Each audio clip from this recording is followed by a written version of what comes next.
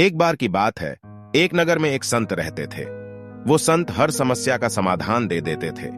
उनके पास चाहे कैसी भी समस्या लेकर आओ, वो हर समस्या का समाधान वो बड़ी ही सरलता से देते थे। वो सबसे पहले तो अगले आदमी की समस्या सुनते और उसके बाद थोड़ी देर के लिए शांत हो जाते, आंखें बंद करते और थोड़ी देर बाद उस आदमी को उस समस्या का समाधान दे देते थे। अब जो भी आदमी उनके पास समस्या लेकर जाता और जब वह मौन होकर उसका समाधान देते तो वो आदमी सोचता था कि शायद इस बाबा के पास कोई चमत्कारिक शक्तियां हैं और उसी वजह से वह समस्या के समाधान देते हैं। बहुत लोग उनसे पूछने की कोशिश भी करते हैं कि क्या महाराज आपके पास कोई शक्तियां हैं जिससे आप बात करते हैं और उनसे आप समस्या का समाधान पूछते हैं। जब लोग ऐसी बात पूछते तो वह मर आज हंसने लग जाते। फिर कुछ दिनों बाद उस गांव में एक विचित्र घटना करती है। उस गांव में एक बुढ़िया रहा करती थी। उस बुढ़िया के घर 4 लोग आते हैं। वो 4 नौजवान प्रदेश गए हुए थे और पैसे कमाकर अपने गांव जा रहे थे। उस समय गाड़ी घोड़ा नहीं हुआ करता था, लोग पैदल चलते थे। उन 4 नौजवानों के पास एक पोटली थी। उस पोटली के अंदर उनकी सारी कमाई थी। वो नौजवान बुढ़िया के घर पहुंचे और पूछा कि माता जी, हम आपके यहाँ रात रुकना चाहते हैं। बुढ़िया ने कहा, ठीक है भाई, मैं अकेली रहती हूँ, मुझे कोई दिक्कत नहीं है। मैं अकेले के लिए खाना बनाती हूं तो आप लोगों के लिए भी खाना बना लूंगी।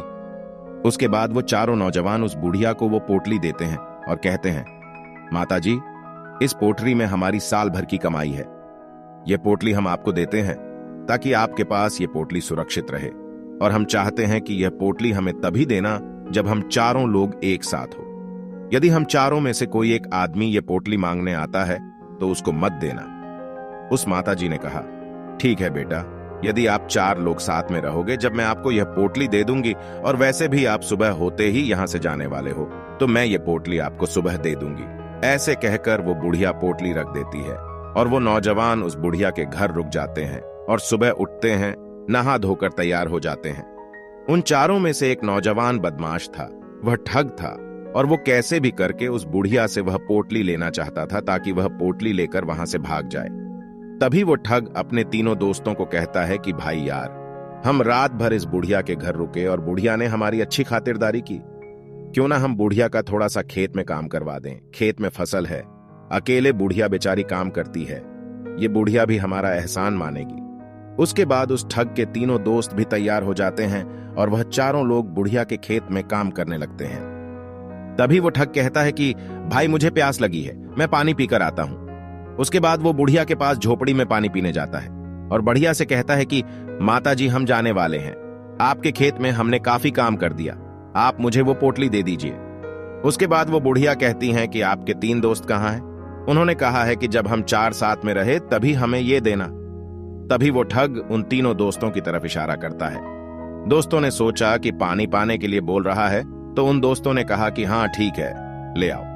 उस बुढ़िया ने भी यह सुन लिया और ठग ने कहा कि हमारे दोस्त वो पोटली मांगा रहे हैं और हम जा रहे हैं। इसी धोखे के अंदर वो बुढ़िया वो पोटली उस एक ठग को दे देती है। वो पोटली लेने के बाद वह ठग तो वहां से भाग जाता है और बुढ़िया अपने काम में व्यस्त हो गई। थोड़ी देर बाद वो 3 दोस्त आते हैं और कहते हैं कि माता जी, हमारा एक साथी आया हुआ था, वो आपके पास पानी पीने आया था। तभी वो बुढ़िया कहती हैं कि आप अभी तक गए नहीं, वो तो बोल रहा था कि हमें वह पोटली दे दीजिए, हम तो जा रहे हैं। तभी वो 3 कहते हैं कि माता जी, हमने कब मंगाई, हम तो पानी मंगा रहे थे। तभी वो बुढ़िया कहती हैं कि मैंने तो वो आपके एक साथी को दे दी। तभी वो बुढ़िया और 3 नौजवान समझ जाते हैं कि वो हमें ठग के चला गया और हमारा सारा धन लेकर वह भाग गया। उसके बाद वह 3 कहते हैं कि माता जी, हमने आपको कहा था जब हम 4 साथ में रहे तभी पोटली देना, ये तो आपकी गलती है। हम तो राज दरबार जाएंगे और इस बात का राजा ही फैसला करेगा। उसके बाद वो 3 नौजवान राज दरबार चले जाते हैं और अपनी सारी समस्या राजा को सुना देते। राजा ने जब ये सारी समस्या सुनी तो तुरंत ही बुढ़िया को आदेश दिया कि वो राज दरबार में आए। बुढ़िया राज दरबार आती है और राजा ने सारी समस्या सुनी और कहा कि इसमें तो बुढ़िया की गलती है। बुढ़िया को उस अकेले आदमी को पोटली नहीं देनी थी, इसीलिए आपका जो धन था वो यह बुढ़िया देगी। उसके बाद राजा फैसला सुना देता है कि यह बुढ़िया 2 दिन में धन कहीं से भी लाकर आपको वो धन देगी। अब बुढ़िया बेचारी गरीब थी, उसके पास तो थोड़ा सा भी धन नहीं था, तो भला इतना सारा धन कहां से लेकर आती। अब वो बुढ़िया भगवान के मंदिर में जाती है और रोने लग जाती है। उसके बाद उस बुढ़िया को याद आता है कि हमारे नगर में एक संत है जो हर समस्या का समाधान कर देते हैं और उनको तो बहुत सारी शक्तियां मिली हुई हैं। वो शक्तियां से बात करते हैं और लोगों की समस्याओं का समाधान कर देते हैं। अगर मैं भी उनके पास जाऊं तो शायद मेरी समस्या का भी समाधान हो जाएगा। उसके बाद वो बुढ़िया संत के पास जाती है और अपनी सारी समस्या उस संत को सुनाती है। उसके बाद वो संत थोड़ी देर के लिए मौन हो जाते हैं और अपने मन में कुछ सोचने लगते हैं। थोड़ी देर बाद जब वो अपनी पलकें खोलकर उस बुढ़िया से कहते हैं, राजा ने जो फैसला दिया वो फैसला बिल्कुल ही गलत है। इसमें आपको धन देने की आवश्यकता नहीं है। अभी ये बात जब उस बुढ़िया ने सुनी तो उस बुढ़िया को विश्वास नहीं हुआ कि राजा का फैसला गलत कैसे हो सकता है। जो आसपास में लोग बैठे थे वो भी अचंभे में पड़ गए। लेकिन वो संत कहते हैं कि ये आप राज दरबार में जाकर कह दो कि आपने जो फैसला किया है वह फैसला गलत है, और जो संत है वह आएंगे और सही फैसला सुनाएंगे। उसके बाद वह बुढ़िया सीधी भागती हुई राज दरबार जाती है और राजा को सारी बात बताती है। अब राजा भी गुस्से में आ गया। राजा ने कहा, मेरा फैसला गलत कैसे निकाल दिया, और मेरे फैसले से अच्छा फैसला यदि उस महाराज ने नहीं सुना, या तो उस महाराज को फांसी की सजा दे दी जाएगी। अब सारे नगर में यह बात फैल गई। किसी को भी विश्वास नहीं हो रहा था कि बाबा जी ऐसा कौन सा फैसला सुनाने वाले हैं जिससे कि राजा के फैसले को गलत साबित किया जा सके।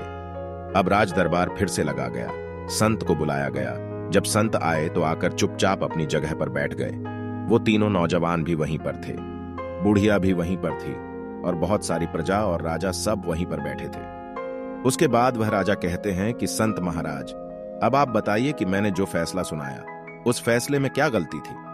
तभी वह संत महाराज कहते हैं, बुढ़िया ने वादा किया था कि वो 4 लोग जब साथ में होंगे तभी वो देगी, लेकिन इसने एक आदमी को दे दी, इसलिए बुढ़िया की गलती है, और इस जगह बुढ़िया को वो धन इन लोगों को वापस देना चाहिए। ये आपका फैसला था।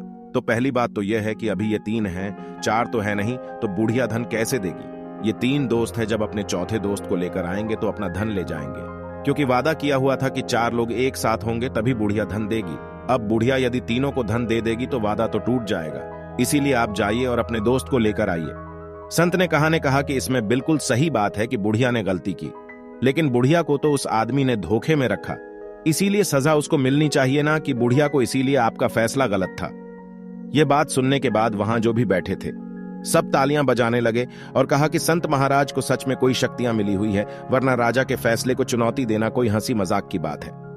उसके बाद वो राजा उस महाराज से पूछते हैं कि महाराज, आपने जो फैसला सुनाया यह फैसला 100% सही है, लेकिन यह बात मेरे दिमाग में क्यों नहीं आई, क्योंकि मैंने तो ऐसे बहुत फैसले सुनाए, तो क्या मेरे सब फैसले गलत थे।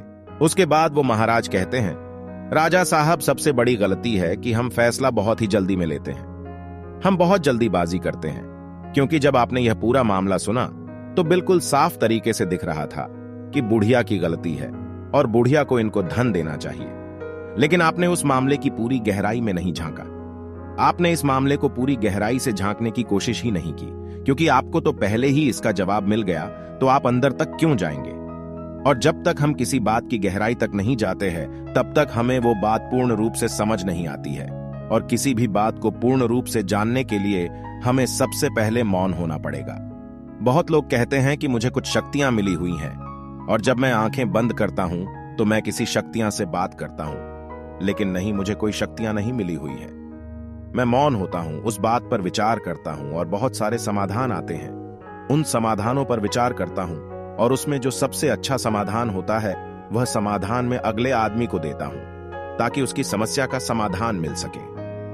मौन हमारी जिंदगी पर सीधा असर डालता है। आप सोचें कि आप इतना जल्दीबाजी में फैसला लेकर इस बुढ़िया की जिंदगी बर्बाद करने वाले थे, क्योंकि हमारे फैसले ही हमारी जिंदगी को निर्धारित करते हैं। जब हम सुबह उठते हैं तो हम कोई भी काम करने से पहले उसका फैसला लेते हैं। वो फैसला यदि सही है तो हम वो काम करते हैं, और सही तरीके से फैसला लेने के लिए हमें अंदर से मौन होना पड़ेगा। किसी भी बात पर आप मौन होकर उस पर विचार कीजिए, तभी आप सही फैसला ले पाएंगे, क्योंकि हमारी जिंदगी फैसलों से चलती है। हमारे ही फैसले हमारा भविष्य तय करते हैं, हमारी जिंदगी का अगला पड़ाव तय करते हैं। फैसले छोटे हों या बड़े, सब हमारी जिंदगी को निर्धारित करते हैं। इसीलिए यदि सही तरीके से फैसले लेने हैं तो हमें अंदर से मौन होना पड़ेगा। मौन होकर उस फैसले पर विचार कीजिए। आपके सामने बहुत सारे फैसले आएंगे कि क्या नुकसान है, क्या फायदा है, ऐसे बहुत सारे प्रश्न आएंगे, लेकिन उन सभी पर आप फिर से विचार कीजिए। उसके बाद आपको एक समाधान मिल जाएगा। बहुत लोग मौन को कम बोलना समझ लेते हैं, कम बोलना मौन नहीं है, बोलना छोड़ देंगे तो भी वह मौन कहलाता है। लेकिन जब हम अंदर से मौन हो जाएंगे तो हम ज्यादा सुन और समझ पाएंगे। तो जब भी आप कोई फैसला करो तो उससे पहले आप मौन हो जाइए। मौन होकर उस फैसले को कीजिए। उस फैसले में 100% शुद्धता होगी और उस पर कोई भी सवाल नहीं उठा पाएगा। दोस्तों, आजकल हमें ऐसे माहौल में रहते हैं जहां पर लोग अपने आप को श्रेष्ठ दिखाने के लिए बहुत ज्यादा बोलते हैं। लेकिन ज्यादा बोलकर हम समझदार तो नहीं बन सकते, ज्यादा बोलकर हम मूर्ख बनते हैं। और आपको यदि ज्यादा बोलने की आदत है तो उसको बंद मत कीजिए। आप सबसे पहले अंदर से मौन हो जाइए। आप अपने आप कम बोलना शुरू हो जाएंगे। थोड़े दिन मौन होकर देखिए, उसके बाद आपको खुद को अपने अंदर लगने लगेगा कि हाँ, मैंने कोई गलती नहीं की कम बोलकर। क्योंकि जब हम बोलते हैं तो हमारे शरीर की ऊर्जा खत्म होती है, और जब हम मौन हो जाएंगे, कम बोलेंगे, तो वो जो फालतू की ऊर्जा खत्म हो रही थी वो ऊर्जा हमारे अंदर रहेगी और वो ऊर्जा दूसरे कामों में लगेगी। शायद आपने देखा या नहीं देखा, लेकिन जब आप स्कूल में पढ़ाई कर रहे थे तो उस समय जो बच्चे होशियार होते थे, जो कक्षा में सबसे फास्ट आते थे, वो बहुत कम बोलते थे। वो हमेशा पढ़ते रहते या फिर बहुत धीरे बोलते थे, या फिर कम बोलते तो वो कम क्यों बोलते थे?